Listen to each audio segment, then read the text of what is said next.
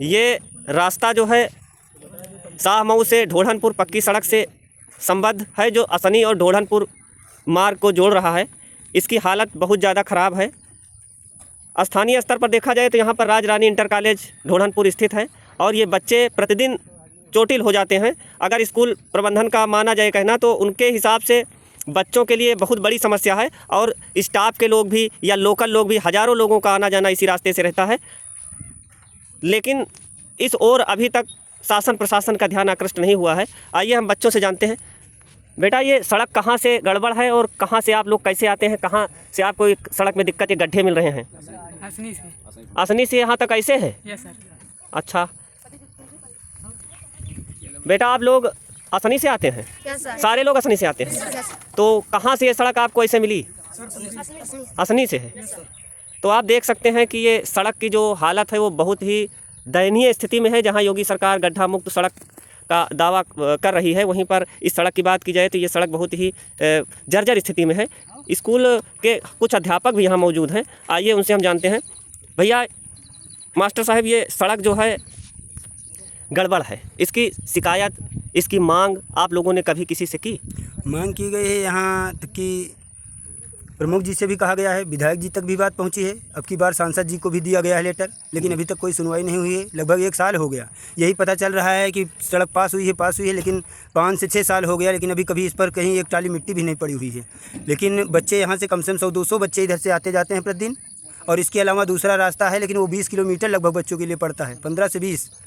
तो इसलिए बच्चे इसी को आसान समझते हैं, इसी पे आते जाते रहते हैं। कहीं कोई गिर जाता है तो वापस हो जाता है।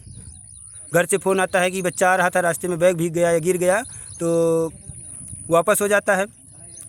इसके अलावा कोई रास्ता है जो भी है वो बहुत दूर से है, इसलिए बच्चे मजबूर हैं इधर से। आइए जानते हैं, ये राज रानी इंटर कॉलेज के प्रधानाचार्य राधिका प्रसाद जी हैं। राधिका प्रसाद जी, ये जो रास्ता है इसकी शिकायत आप लोगों ने या मांग कभी किसी से की? क्योंकि अगर ज़मीनी स्तर पर देखा जाए तो विधायक जी या प्रमुख जी ने सारे रास्तों को नया आकार दिया है, पक्की सड़कें बनवाई है, इंटरलॉकिंग दिया है, लेकिन इस सड़क की ओर उनका ध्यान क्यों नहीं आकृष्ट किया गया? क्यों नहीं उनको सही बात बताई गई, या वो क्यों इस सड़क को अभी तक रिपेयर नहीं करा पाए?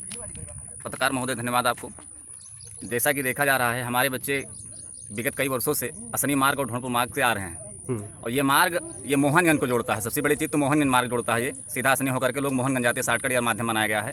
लेकिन इस पर सरकार का ध्यान ही नहीं जा रहा है, या यूँ कह लीजिए कि आए दिन हम भी फावड़े से इन गड्ढों को बराबर किए हैं, आने जाने का मार्ग बनाए बच्चों के लिए, लेकिन इस पर ध्यान सरकार का नहीं गया है। और इसको सरकार से मैं अपील करूँगा कि इसको गहनता से ले और बच्चों के आने जाने के लिए अभिभावक भी इस पर आने जाने का मार्ग बना है।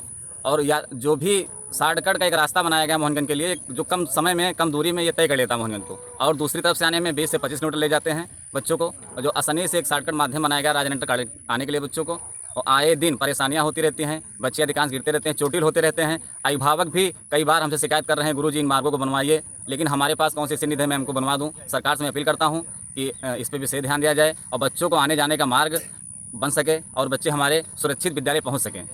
धन्यवाद पत्रकार महोदय। तो आप देख सकते हैं कि ये जो सड़क है, इस सड़क की हालत दयनीय स्थिति में है और स्कूल प्रबंधन की माने तो ये एक तरह से गुहार लगा रहे हैं प्रमुख जी से, या माननीय विधायक जो राज्य मंत्री भी हैं उनसे गुहार लगा रहे हैं कि इस सड़क को अविलंब तरीके से इसका निर्माण कराया जाए, जिससे जो हमारे देश के भविष्य बच्चे हैं उनका सर्वांगीण विकास हो सके एवं चोटिल होने से बच जाएं। धन्यवाद।